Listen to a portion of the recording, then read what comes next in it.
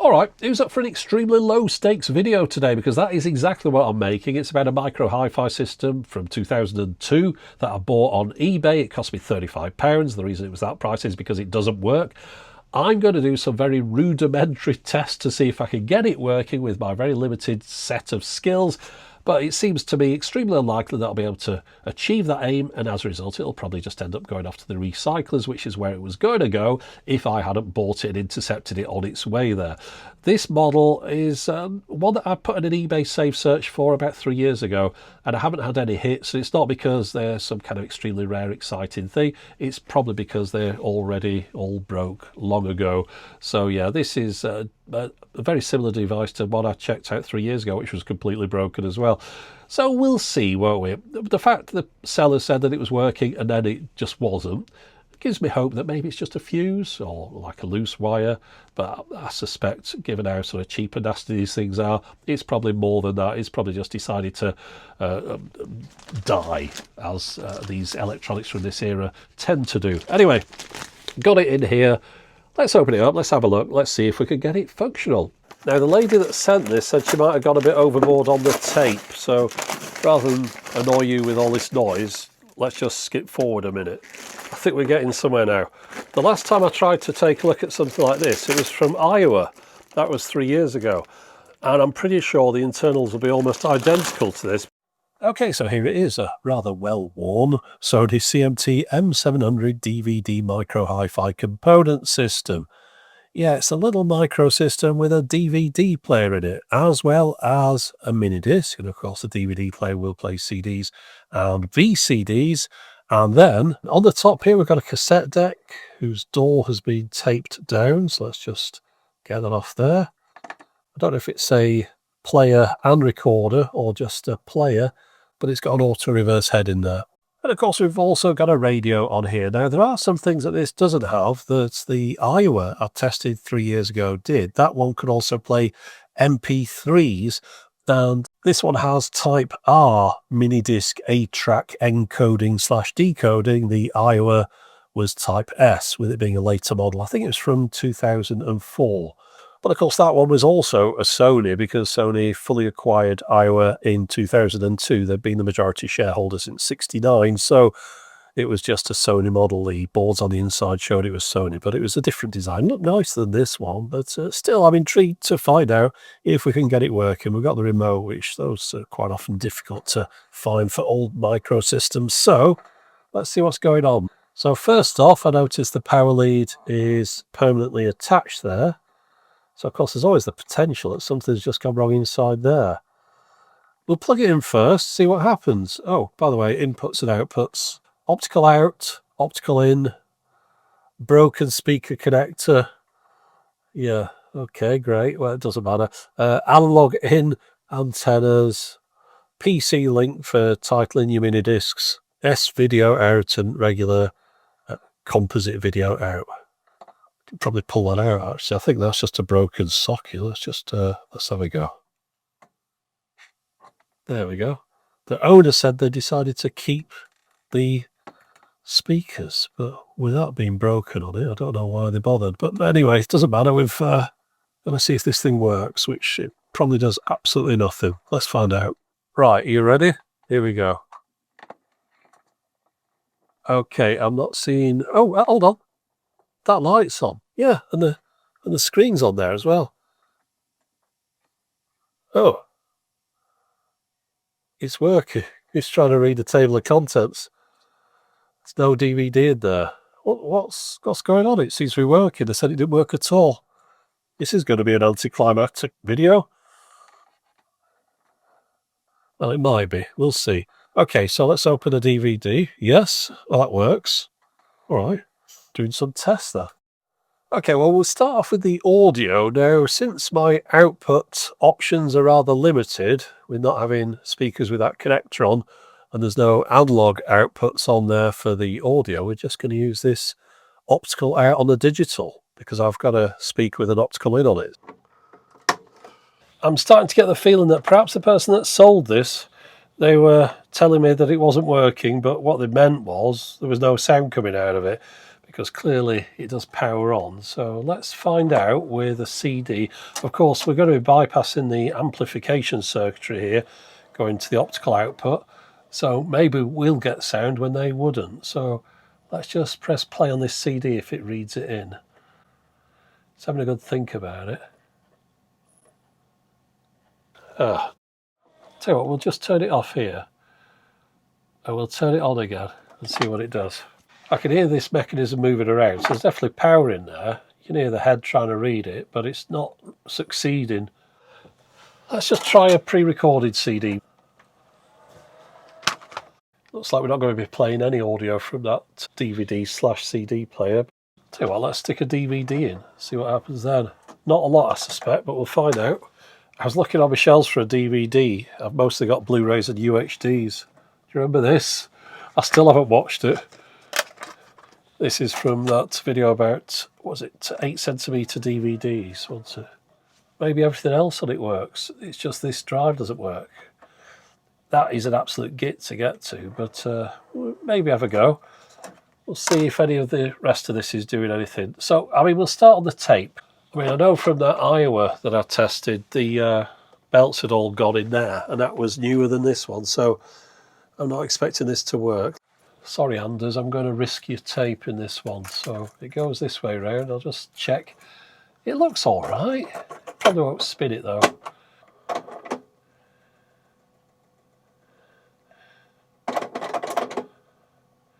Now, if it just does the auto reverser over and over, yeah, that means that the tape's not moving. So it thinks it's reached the end. So the belt's gone in it. So far, we have got a unit which will not play DVDs or CDs, or CDRs for that matter, and of course it therefore won't play VCDs either. It won't play cassettes. Mini disc. Let's try mini disc. Alright, so going to mini disc mode. It says, oh, there's a mini disc in there. There's always a mini disc in mini disc recorders. Let's see if it'll come out. No. Brilliant. All right, well, we'll try playing it. I mean, it read it before. So we've got a mini disc with 33 tracks on it. Obviously, this is recorded in an MDLP mode. What's that? LP4 it'll be, won't it? Anyway, let's have a go. Come on, Mozart, you can do it. Let's just check. Are we on optical? Yeah, yes. Okay. Right, let's just skip. We've got a functioning unit of some sort. We'll just plug this in, see if we're picking anything up on FM. I'm quite sure the radio works, but it's the only thing I haven't tested, so we might as well give that a go. Right, well, that is weird. The radio is not picking anything up, even with the antenna in the back. I would have thought it would have got something. Well, that didn't work out how I'd expected. I thought either it would be completely dead or it would be a simple fix. As it is, unfortunately, it's somewhere in the middle, exactly where I didn't want it to be. These early 2000s microsystems rarely fail to let you down. They were put together with as many components in as small a box and sold as cheaply as possible. And after all these years, I mean, it is after all a quarter of a century or so, they're not built to last, are they? So, what have we got? A cassette deck that won't play cassettes. Yeah, that'll be belts we need to replace there. A mini disc that won't eject a mini disc. Again, belts. Now, you remember perhaps I replaced one through the front before, which is a lot easier than taking these things entirely apart. However, you do still need to be able to get to the front, and of course that's buried quite a way inside here. So I don't think I could do it through that gap there, so I'd have to disassemble all this to get to at least the front of the mini disc mechanism. So yeah, mini disc stuck inside. DVD/CD/video CD, unable to play any spinny silver discs. FM not working. I mean, I tried AM, but I never pick anything up anyway. Unfortunately, it seems to have auto muting on as standard. I don't know how to switch it off, but I'm not even getting static then. So yeah, it might have played a lot of things at one point, but it's rarely doing anything now, or barely, I should say, doing anything now. Oh, let me just pop it down here because I'm a weak old man and my arms are starting to shake. Okay, so I've got something to tell you though. I've got another one. Yeah, stupid thing. You remember I had this save search. So this is the first one that turned up. I thought, oh yeah, 35 quid, I'll get that one. See how it is. Well, before I'd turned off my save search, about 2 days later, another one turned up. I think this one was like 50, 60 quid or something, but came with the speakers. And I think they said the front had fallen off. Yeah, insert old internet meme thing here. But yeah, so let's get that one out of the box and see what's wrong with it, because yeah, it won't just be the front have fallen off. I mean, it's like it works, it lights up, all the buttons work. What does all the buttons work mean? You can press them and they make a click sound. But yeah, we've got another one. This one, we'll see what state that's in. These things, it's interesting to see how bad they are in a way, because they're all failing in, well, slightly different ways, I think, but none of them are doing particularly well in their old age. Okay, let's get the other one out and have a look at it. Okay, so my thoughts with this one when I got it was in for a penny, in for a pound, because this came with the speakers. So I had a bit of an idea that maybe I could put both of them together to construct one fully working one, but now after seeing these things in the flesh, they really are pretty nasty devices. So I don't know how much value there would be in doing that, but just out of interest, let's get this out of here and see how much of this isn't working. I think this was around the time Sony turned into Amstrad. Yeah, not the nicest speakers. Those covers come off. Yeah, they do. Hold on, there's a wire hanging down there. Have this rubber's gone yet? No. Okay. Right, so here's today's quiz, and I don't have the answer. What do you think's made those little marks there? Because somebody's been putting something down on here in all these different positions, and it's left these marks on it. It doesn't matter, I'm just intrigued. Right, okay, so let's have a look around the back of here. No broken speaker sockets in there. We've got our AM antenna still attached. I think the first thing I'll do actually on this one is try the radio out, and then we'll work onto the physical format. So just give me a minute. Perhaps my idea of making two of these into one has some merit, because this one came with the speakers, but the other one came with the remote control. So altogether now, that is a complete set, albeit with a front that is falling off a bit. Obviously it's taken a bit of a knock and it's broke some of the clips, but you could just glue that back in place if it was all working. I'm sure the belt's got in this one as well, but I've got the antennas plugged in first of all, and we're going to go to FM before we do anything else. Let's just plug it in, see if anything turns on. Right, is there a red light there? I can't see it this time. Oh no, we're on. Can you even see this? It's very faint. Oh, I missed it while I was talking. Right, should be something here. Oh. Let's go into scan mode, see if it picks anything up. It's doing exactly the same as the other one, which tells me perhaps the other one was fine. It's just it can't pick anything up in this room. I'll attempt to plug one of these into my rooftop antenna in a bit. Okay, so this one, our DVD's not ejected. It thinks the DVD's open now, so I need to press close. Uh-oh. Oh, hold on. Ooh, I think this thing's been kept in a very dusty location. No wonder it wouldn't open. I think it was stuck shut. I think the belt on that has gone. Unfortunately, we've got ourselves stuck in a loop now. It just keeps wanting to open and close again. Let's try and get something in this mini disc slot here then. Something that will never get back again. Here we go. See if it reads it. Is it? No, it's not even pulling it in. I can tell that's not going to come back. Give me my mini disc back, you get.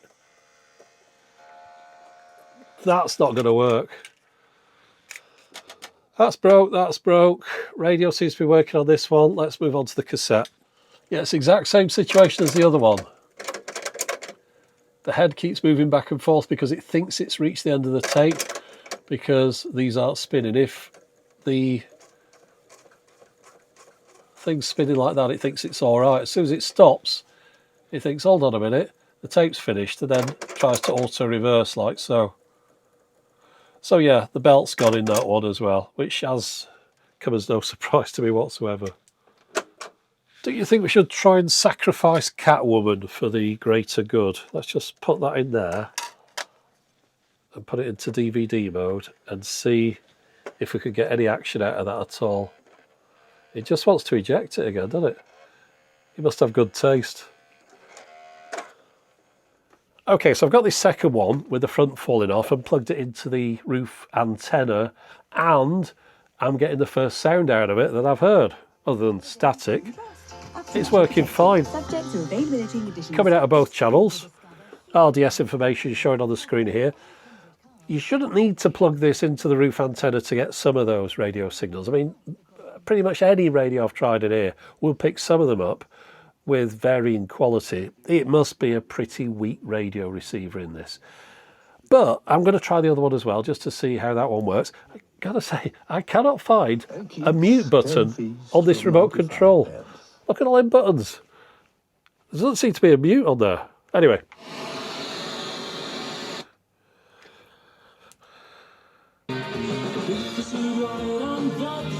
There we go. That one's working fine as well. Okay, it's all right. This one's working fine. So, do you like my tower of nonsense? Okay, let's get them back on the table again and see how they come apart. Right, okay, so my aim with this one with the loose front is just to take the front off and see what access we can get and then learn from that for the other one. But if we open it this way, just balance that on the top, yeah, we've got access in here now, haven't we? That's not bad at all. Now we know that the front comes off pretty easily. Let's move on to the other one. We can always come back to this and nick some parts off it if we need to. But looking at it, the other one is in far better condition anyway. Okay, so I'm hoping with this one, the front comes off just as easily, despite the fact it doesn't have those broken clips at the top. I'd imagine it just hinges up from the bottom. We'll find out in a second. So this should lift off now. There we go. So again, we'll just balance it on that side. We can see our mini disc in there. Let's just see if we can get that out of there. Now, normally you just push the sled from the back and that would bring it forward. It's difficult from the front. I think what I'll do is put some tape on the disc, plug it back in, press eject, and then help it out. Right, so I think that's on there. Let's plug it in. Right, so turn it on. There's my mini disc eject button, so I'll press that. There we go. Right, easy enough, isn't it? I can see the belt down inside here now, so I'll be able to pull it out with those needle nose pliers and replace it. Right, there's the offending article. Looks alright, but obviously just slipping a bit.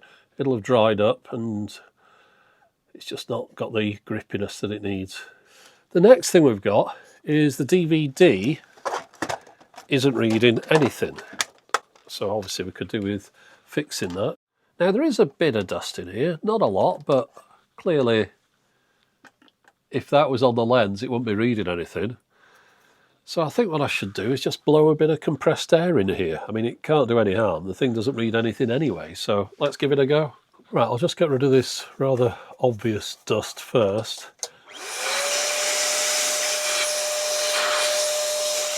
Okay, place your bets now. Do you think that did anything? I suspect not, but let's find out. Right, let's see what turns up on this display. It's a lot clearer than the other one, this, it looks like. Anyway, I'm sure the other one, the light had gone on it.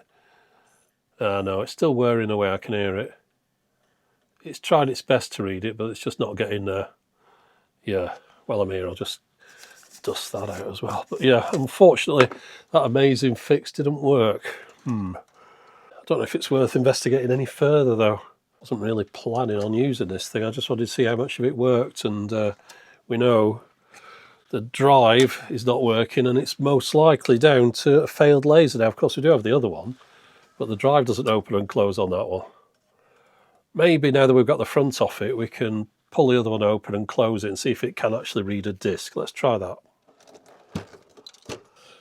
Bit of a dust. We'll stick our disc in. We'll try and force it closed and see if it can read this. It's not getting to the point where it's going to drop the disc on the mechanism, this one. It gets to about here. It won't take it any further. I think it's all gone inside that one.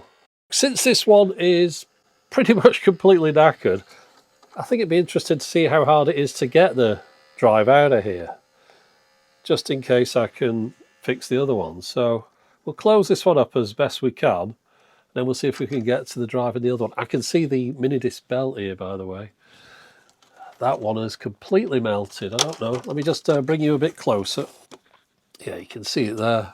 Perhaps this one was kept in warmer conditions, in a conservatory or something. But as far as replacing the belt goes on this one, it would be a lot more difficult, because it's not the kind of thing you could just lift through the front and replace, because it's melted to the wheel, so you'd have to strip the whole thing down. So yeah, the mini disc drive in this one is in a lot worse state than the other one. The DVD is in a lot worse state, but let's see if we can get that out. It'd be interesting to find out. Right, so obviously this mission starts with removing the side panel, so let me just get on with that. The drive is inside this cage, and I seem to remember from the other one, you just had to work your way all the way down before you could get to it. It wasn't like a computer where you could just take out 2 screws at the side and slide the thing out. At least I don't think it is. We'll flip it around. Hopefully we'll get more luck on the other side. Yeah, as you can see with this, the golden age of HiFi was long behind us when they were bringing this thing out. It was really the end of days. I mean, there were more Sony HiFis after this one, but this is pretty much where things ended up. Trying to get as many things into one box as you could, sell it as cheap as you can, and the whole thing was really rather disposable, and most of these have been disposed of. Right, okay, here we go. This takes the top off with it as well. That's an easy thing to take out, isn't it? Just unplug that. There we go. That's our tape mech. Let's start here. We've got some arrows, you can see, on those 2 points there. Maybe that's all that needs to come out. That one hasn't got an arrow on. Okay, so let's see if that does it. Something is still holding it down. It's that one. Right, we've got all of those out. There we go, it's loose now. We have to take this out. Now we can get underneath there. Yeah, there we are. Right, so we're in. Where would the belt go? There's obviously going to be a belt on there. I don't quite know the layout. It's possible that it's under there. I think I can see another wheel under there. There we go. Right. So you can see under here, that's where the belt is, underneath there. Looking at the remnants, it's a square belt, so I've probably got something that fits on that. Well, I think we could probably repair the cassette deck on the other one. So we know that now. So the motor, as you can see, was manufactured in 02, so 2002, and is that the 22nd of April? Quite possibly. Anyway, there you go. Move that to one side and see if we can get to this DVD drive, see how much of a nightmare it is and whether or not I want to tackle it on the other one. Okay, so the purpose of this is just to see how difficult it is to get the DVD drive out to a point where I am then able to clean the laser. Although, I have to say, I have yet to get any optical drive working again by cleaning the laser. This board's in the way, isn't it? This is not going to help us because we're not able to lift that up because that's attached to the back. Well, this... Well, it's certainly loose. It just doesn't want to move. I'm not quite sure what's keeping it all together. I think maybe we have to work our way down. If we start with the cage for the mini disc and take that off first. That did absolutely nothing. Let's unplug these because these are connected into the back.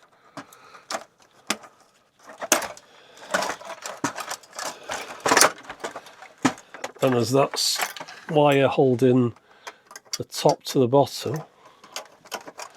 It's a deeply unpleasant device.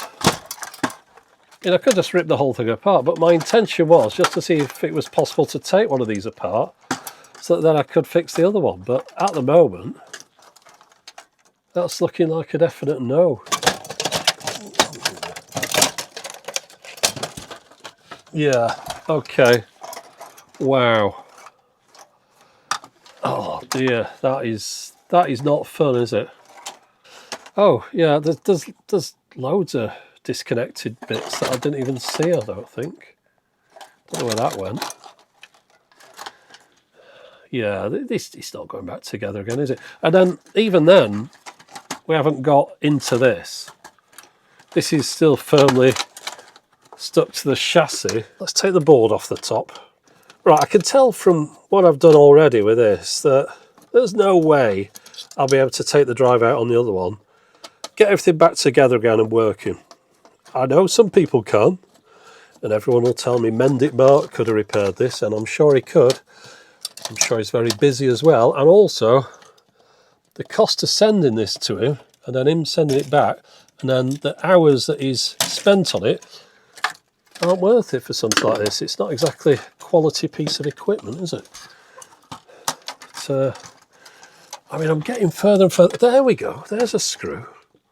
Right. So if we get that out, are we now at a point where we can, look at that, now we can access the laser? Well, at least in theory we can. There's our rubbish load belt on this one. There's no point in me replacing that because obviously all the rest of the circuitry that goes with it isn't connected up, so that's not going to work. But that's how far you have to go to replace that load belt. I don't think you can. No, you can't really get underneath and do that. Maybe you could see it through the door, perhaps, if you were lucky. But remember, this has got all stuff over the top of it normally. This is the screw that you really need to get access to get your DVD drive out. All the way down here. So you've got to, as I suspected, strip absolutely everything out before you can get your DVD drive out. If we just push it back now, there we go. Hooray! We got there. Okay, so there's no chance of getting to that, is there? Absolutely none. And then even then, if I could get in here and move my laser sled down, which normally you just rotate a little worm gear. Can't see it in this one, but we'll just drag it down. So yeah, if I could get to that and clean it in the other one, it'd do absolutely nothing anyway. I am not taking the other one apart that much just to try that and then fail, because that is, I was going to say a step too far. It's about 50 steps too far for me. Okay, right, let's get the other one out.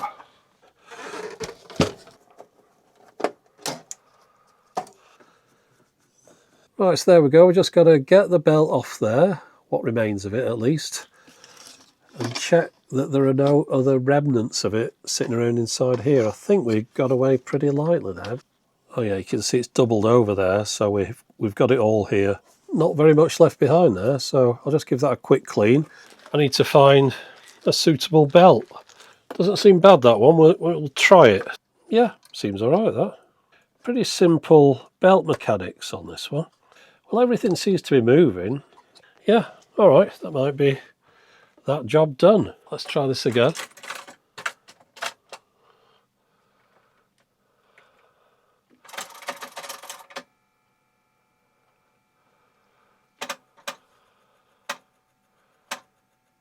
Oh, it's swallowed my cassette. Oh, well, this is a success. There we go. Right. I think we'll just try it without a cassette in this time.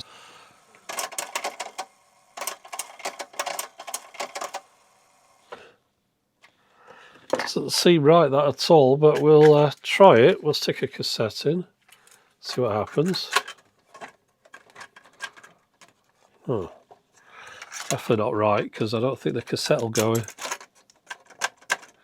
Yeah, it looks like the head's got itself stuck in a strange position. Yeah, it needs to drop back when it turns off. There we go. Okay, let's try that. There we go. Right, play. Oh, it seems to be having a bit of an issue. Bit by bit, we're running out of stuff that this thing can do. Now, purely to satisfy my own curiosity, I've got the mechanism out of the other one, replace the belt on there as well. As you can see here, everything seems to be spinning. Right, well, let's put our trust in this machine once more. So we'll pop this in here. It's in the middle of the tape, so it should play some audio. We'll put our little speaker in the front of here.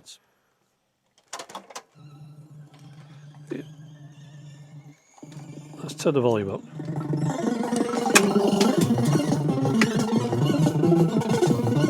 I have no idea why it's doing that. See, we can actually fast forward and rewind, of course, but when we go to play, it's in some kind of odd mode that it shouldn't be in. Everything seems to be in the right place, but it's not working, is it?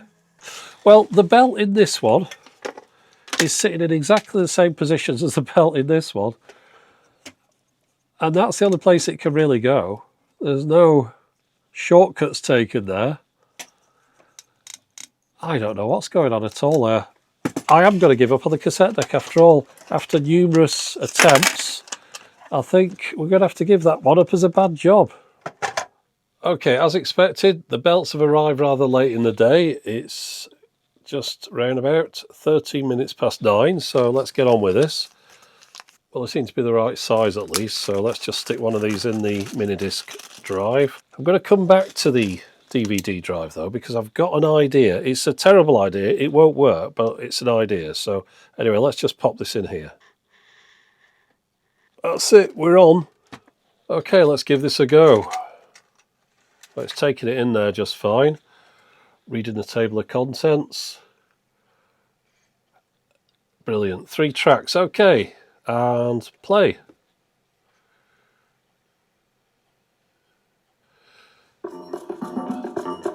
Yeah. Okay, so I've got a working mini disc player and recorder. Track 1, track 2. So let's try ejecting it. Oh, there we go. I've already pressed the right button. And that's it. So the mini disc drive is working as it should. Okay, so the last thing I want to do with this, I mean, I failed on the cassette deck. I've failed on the DVD, I'm pretty sure, but just one thing to try on this.